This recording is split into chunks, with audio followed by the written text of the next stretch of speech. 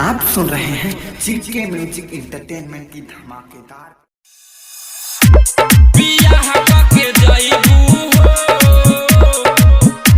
संगीत Santosh Chaurasia, DJ Kanchan Raj Muzaffarpur.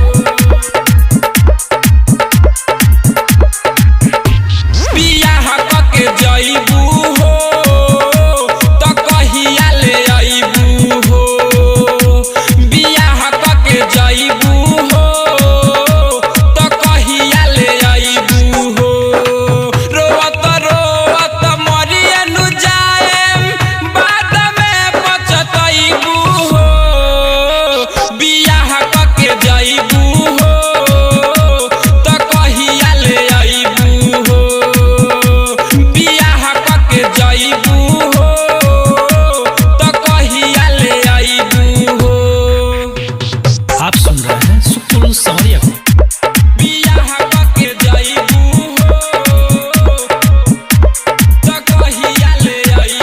DJ Kanchan Raj Muzaffarpur.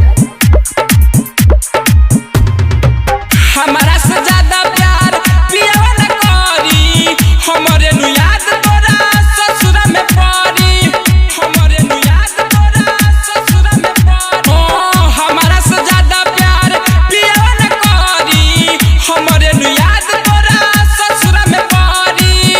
आई न निंदिया दिन या राती, सुतल रहबू हो करन जारी। बियाह कके जइबू